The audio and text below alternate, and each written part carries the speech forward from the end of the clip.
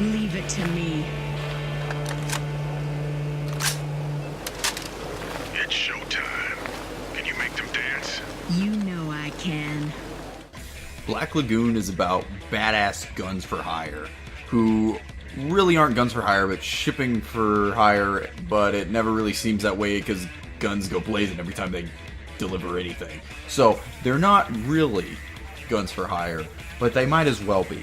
Dutch and Revy are the ones who really have the backbone of the crew. Everybody else doesn't have any balls. Benny is their tech guy who really starts to have less and less screen time as the show goes on. He really is the weakest character of the crew, and like sometimes you wonder why he's even there. Rock is a normal guy who joins the crew, who ends up taking all of Benny's screen time. Starting off as just an ordinary Japanese businessman, Rock really starts to adjust to the outlaw life.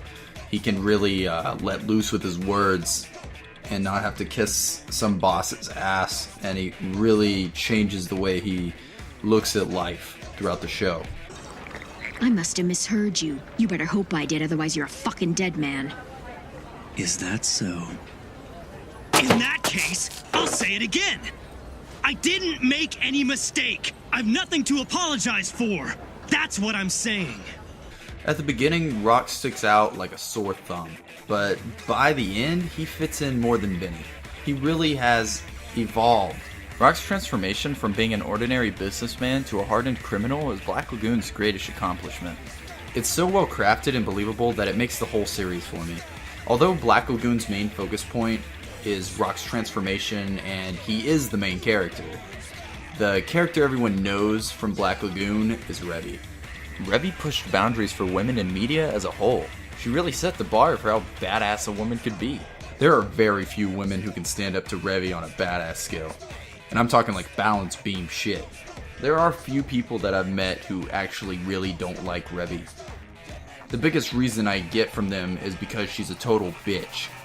But all I can say to that is, I love the kind of woman that can kick my ass. another big plot point is Rock and Revy's slow but ever true love. It's relationship. What's the word? I don't know. Rock and Revy have a sort of relationship occurring throughout the show. It starts off pretty bad, and then it gets better, and then it gets bad. I don't know. But it's something that actually held my interest that I didn't actually see coming. So what's up with you and that handsome sailor you got on board? It's been almost a year now, hasn't it? So Rock and Revy are the main focal points of the show, but there's so many other crazy characters thrown into the mix. There's Dutch, who's the captain of the Black Lagoon, who's in charge of Revy and Rock. He really sets up all the jobs for the crew. And he's just one hell of a dude. His past is shrouded in mystery, but you can tell he's been through some shit. You got the John Woo gun wielding guy who wants to be like Revy, but he's just some Asian guy, so you don't care as much. You got the chainsaw girl who's fucking insane. You got the crazy accent lady with the, she just hangs out with the high guy all the time. Ching Chong bitch. Yeah, I think that's what Revy called her. You got the fucking insane housemaid, Roberta, who really shatters everything. I mean, this is the most, I think this character is the most anime out of everybody. I mean, a housemaid who's insane and as badass as Revy. And of course, Balalaika, who is probably the craziest of all the side characters. And if anybody was a main character besides the Black Lagoon crew itself, it would be Balalaika. Like, you think Revy's tough, just this bitch. Oh god. Black Lagoon is more or less grounded in reality. It takes place in a fictional town, but the town is very realistic. It seems like this place actually exists somewhere. And in most anime, you're not going to get that. You're not going to get that sense of realism. And getting down to it, this show doesn't really feel like anime. And I think that's its greatest asset, to be honest. I love my anime, but anime really, for the most part, does the same routine over and over again. And to get a fresh thing like Black Lagoon is a real treat.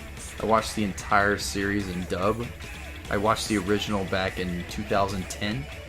And I waited until last year, 2013, to watch the OVAs in dub. because I could not go to sub. The dub was that good. You gotta trust me on this one. I know a lot of people hate on dubs, but the Black Lagoon dub, that was not my voice cracking, the Black Lagoon dub is phenomenal, and you should at least give it a shot. The US of fucking A.